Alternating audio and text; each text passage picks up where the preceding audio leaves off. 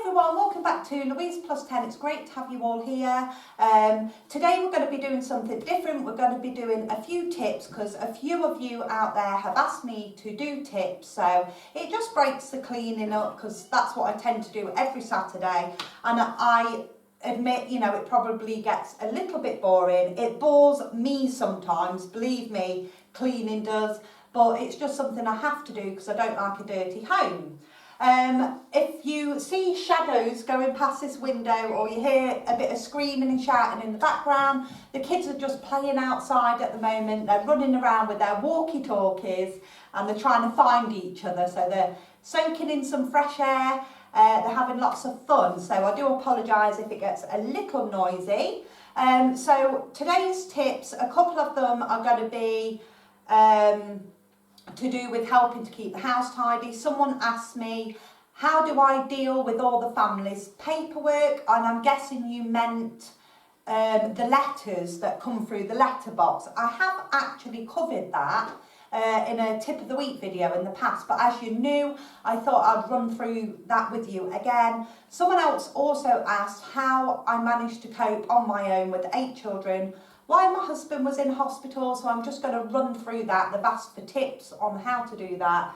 And last of all, I am going to talk about bedtimes for children and give you a little tip on what has worked for me. So it's something I always did when the kids were little, and it is a very, very popular subject. I am a normal human being like you guys. I am a mum. Therefore, I've experienced the sleepless nights, the bed wetting, the tantrums, and God knows what. Honestly, I experienced it all as well, but tenfold. So we're going to talk about that, and I hope it might help some of you out there get your kids into a better nighttime routine.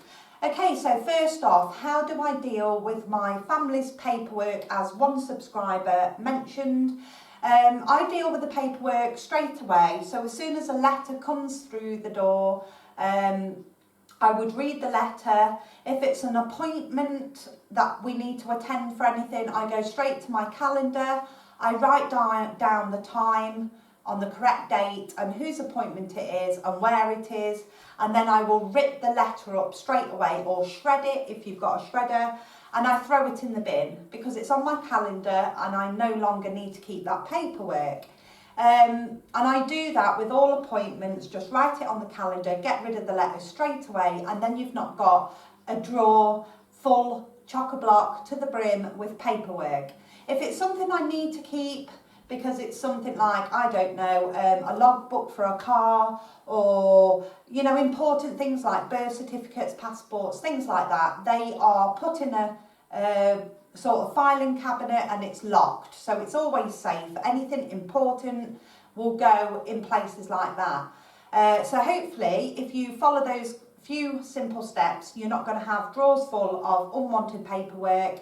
You're not going to lose important appointment letters, because if you don't write it on a calendar, it goes in a drawer or somewhere and it gets forgotten about, and then you tend to miss appointments. That's what I used to do. The amount of letters I got through the door saying you've missed this appointment, that appointment, now I know it is on my calendar. So that's a tip for paperwork. That's how I keep on top of it, and that's how I manage to keep my drawers tidier. The second tip, someone asked, how did I manage to cope so well without my husband here? So first off, I never signed up to be a single mum to 8 children. When my husband and I got together many, many years ago and we had our children, you know, we didn't foresee that he was going to have a serious heart problem and I would be left on my own. It was very, very hard work. It was very... very hard, very challenging. I'm used to my husband being here, the kids were used to daddy being here, and I did find it really hard. But it's one of those where when you have children and you're a mum, you can't just give in when the going gets tough. So I don't really think I have any tips for you, just that adrenaline kicks in.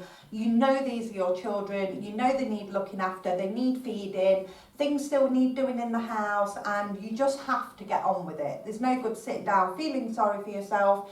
You've just got to go with it, take one day at a time and just do your best and hope that, you know, everything pulls through, you know, and everything, you know, we all got by, and I just carried on being a mum, basically. So it can be hard when things are thrown in your path, but I am a big believer that things happen for a reason, and there's no good moping about it. You've just got to get on, you know. Right, and my last thing to talk about today is we've all been through that hard time where the kids just keep getting out of bed and they don't want to go to sleep, etc., etc. So one of the things that I always did when my kids were young is I never had any toys or any distractions in their bedrooms. You may have noticed from previous videos a few years ago, toys were always kept downstairs, because I have always been a big believer that when young kids go to bed, they're going to bed to go to sleep.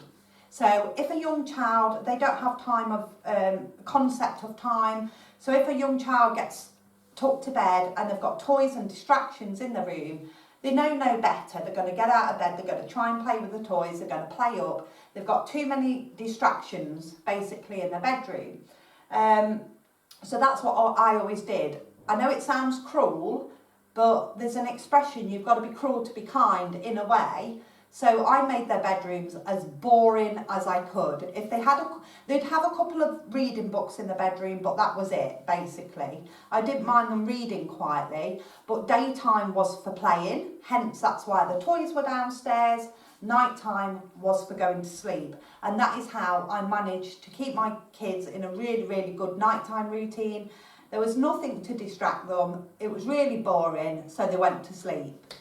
I have just recently moved all the toys from downstairs actually into the bedrooms, because now they're old enough to know better, and if mummy says, come on, it's time for sleep now, that's what they do. They understand what I'm telling them. So to me, that is a really good tip, because it really, really worked very, very well with me. It makes sense. The less stuff in their room, the less distractions, the more boring their bedroom is, the more they're just going to go to sleep. So hopefully, if you're having trouble getting your little ones to go to sleep, I'm hoping that that tip will make a big, big difference. Just move all the stuff out the room, all the toys, all the distractions. Keep them downstairs so they can play with them when they're downstairs in the day. And then when they go to bed, it's just going to be a bed in their room. Right guys, that's it for today's video. I know it was a bit short and sweet, but I just thought I would answer a few of your questions, and it's something a little different than me cleaning. Okay guys, take care, and I shall see you in the next video. Bye!